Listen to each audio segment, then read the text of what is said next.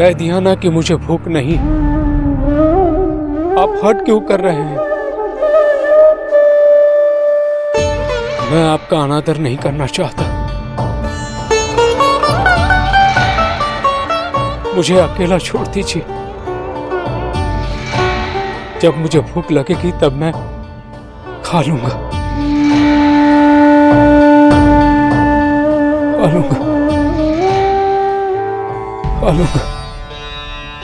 नारायण नारायण। नंदी,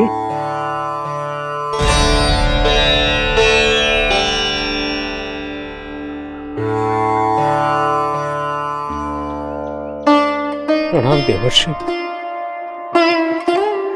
मैं तुम्हारा प्रणाम कैसे स्वीकार करूं नंदी? तुम तो मेरी ओर देख भी नहीं रहे हो।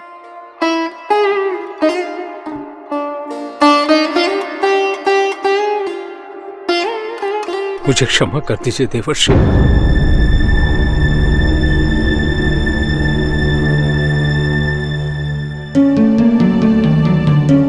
देवर्षि, कहीं आप कैलाश से तो नहीं आए?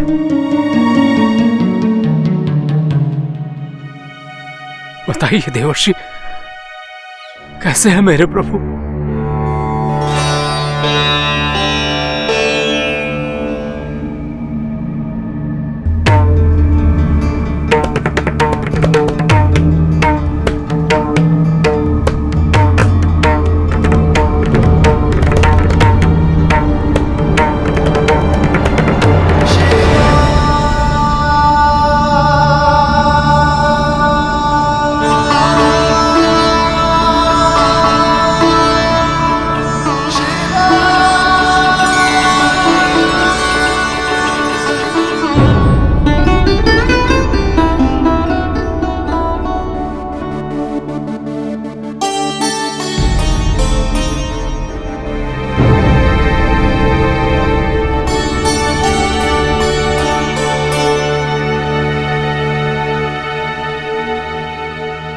जानते हो नंदी, तुम्हारे बिना कैलाश कितना वीरान लग रहा था।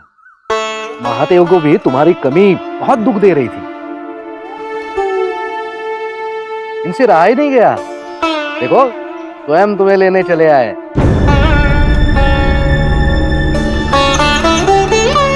अभी तक तो तुम महादेव महादेव कर रहे थे। देखो, स्वयं प्रभु तुम्हें लेने के लिए आए और तुम यहां अब इस तरह खड़े हो।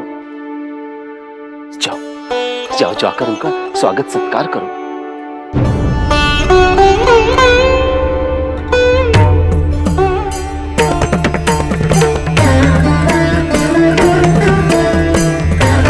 तो नंदी,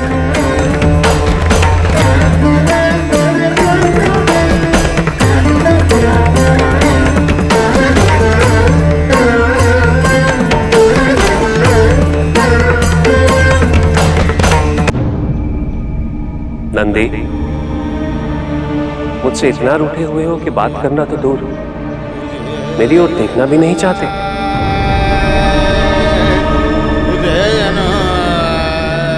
मेरे साथ वापस नहीं चलोगे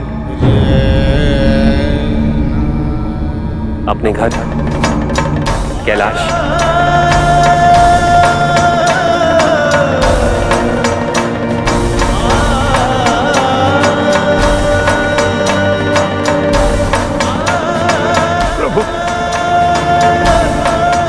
क्षमा कर दीजिए।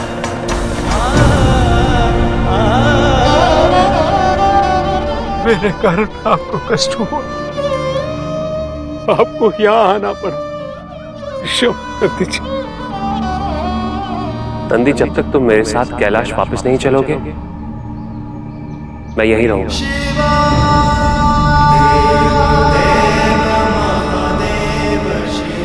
तुम्हारे साथ। मैं अवश्य चलूंगा प्रभु, अवश्य चलूंगा।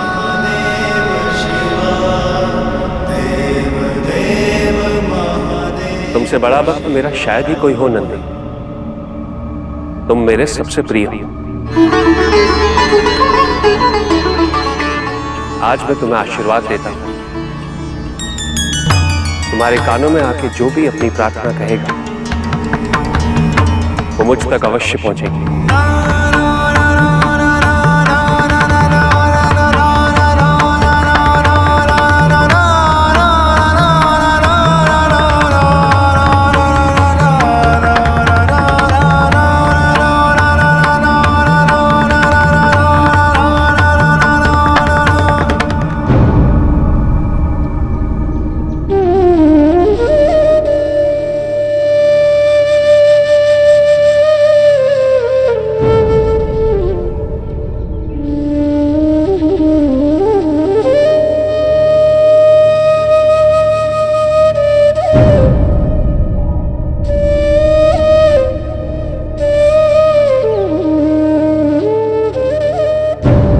मुझे क्षमा कर दीजिए पिताजी।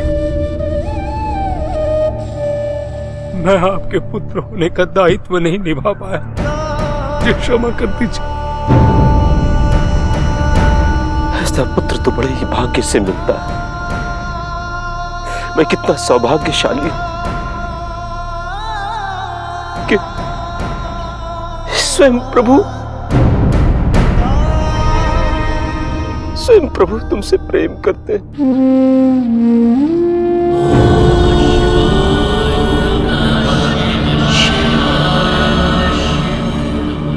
जाओ पुत्र, जाकर अपना धर्म निभाओ, सच्चे मन से प्रभु की सेवा करो। मुझे लगेगा तुमने मेरी सेवा की।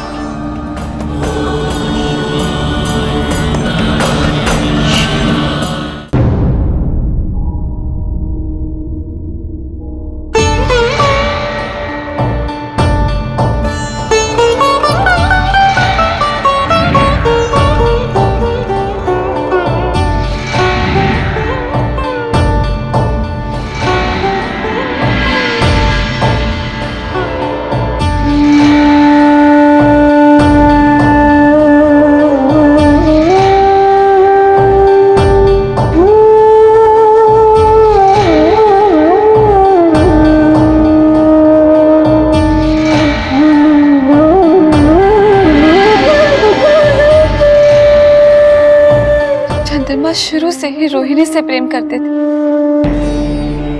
तो क्या आवश्यकता थी मेरा भी विवाह उन्हीं के साथ करने का? वो दोनों भी सुखी रहते और मैं भी दुखी ना होती।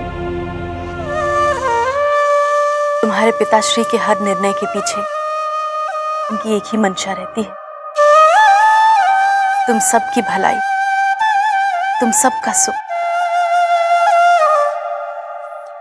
तुम सारी बहनों के विवाह की चिंता को लेकर रात रात भर जागते हुए उन्हें मैंने देखा है। उन्हें दोष देना ठीक नहीं होगा। बात दोष की नहीं है माँ, पर मेरे लिए कोई दूसरा वर भी तो ढूंढ सकते थे ना।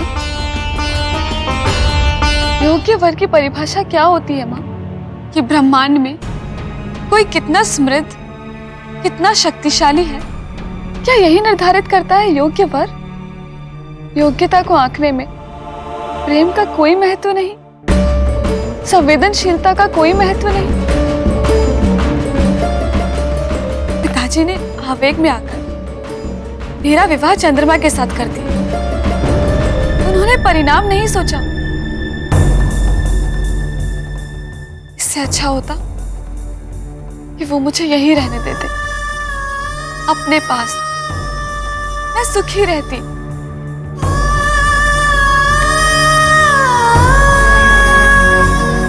संतान का विवाह माँ बाप के लिए एक ऋण की तरह होता है। तुम सबका विवाह तो सही समय पर हो गया, किंतु सती का क्या? उसके लिए तो मानो कोई योग्य वर है ही नहीं। विवाह अनिवार्य क्यों है माँ? ऋण उतारने के लिए। माता पिता किसी के भी साथ अपनी पुत्री को जीवन निर्वाह करने पर विवश क्यों कर देते हैं? क्यों हमें अधिकार नहीं है कि हम अपना सुख, अपना वर स्वयं चुन लें? और वर अगर ना भी मिले तो क्यों अधिकार नहीं है कि हम अविवाहित रहकर अपना जीवन व्यतीत कर सके? क्योंकि विवाह ही परिवार का आधार बनता है। और परिवार समाज का। और समाज समाज दुखों का। मैं तुम्हारा कष्ट समझ सकती हूँ पुत्री, तुम्हारा कोई दोष नहीं है। दोष चंद्रमा का है, उसे तुम दोनों का दायित्व लेना ही नहीं चाहिए था।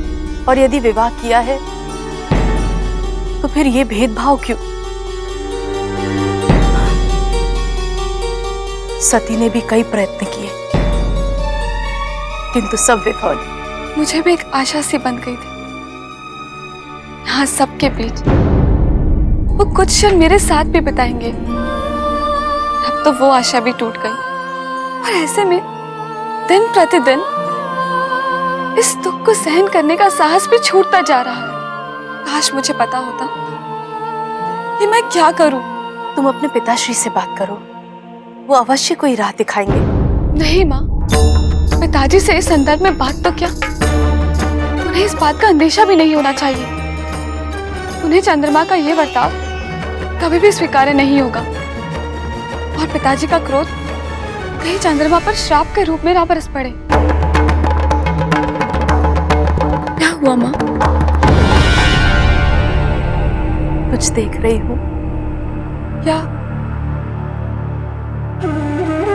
चंद्रमा ने तुम्हें कभी कोई सुख नहीं दिया और तुम उसे कोई दुख नहीं देना चाहते। इसी बात का तो दुख है माँ। चंद्रमा के प्रति मेरा प्रेम सबको दिखाई देता है, केवल चंद्रमा को नहीं। पर आप पिताजी से कुछ नहीं कहेंगी, वचन दीजिए।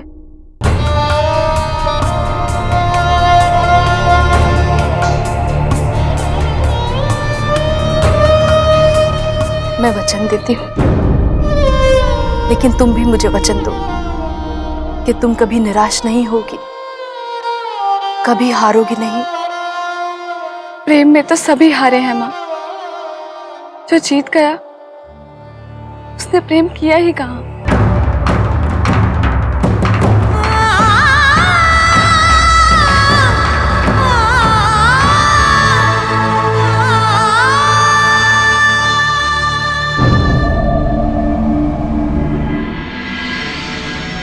उठो नंदी,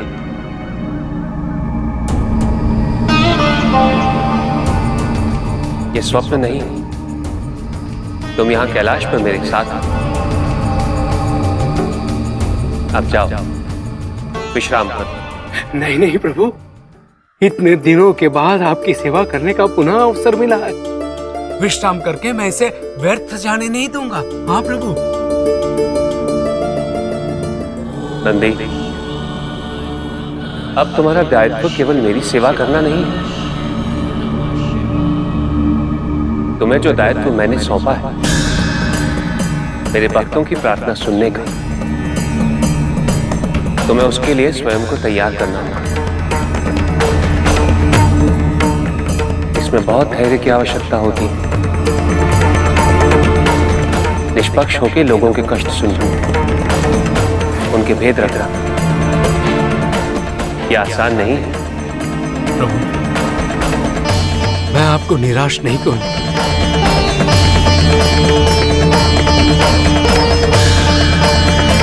अब भी स्वप्न तो नहीं लग रहा नंदी? प्रभु,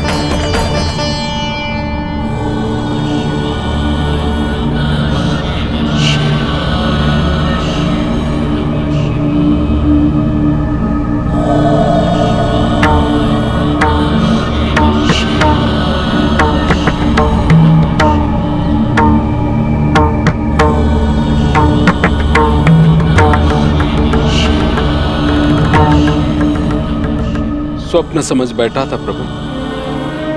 इस तरह एक दिन देवी सती यहाँ आ जाएगी और मुझे विश्वास ही नहीं होगा।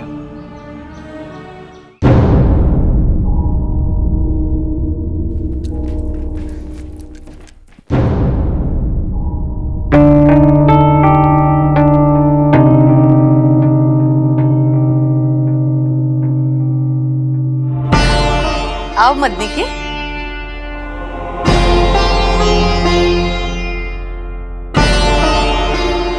सती कह रही थी कि हमें द्वार पर ही तुम्हारी प्रतीक्षा करनी चाहिए। और मैं तो इसे सारे भवन में ढूंढ आई।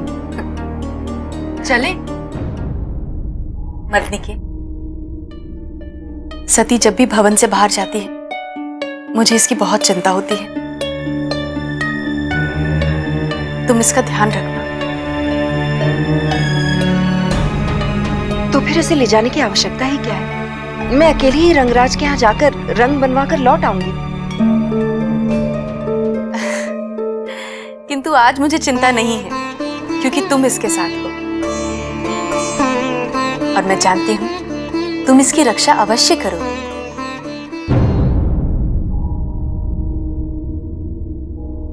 चलो।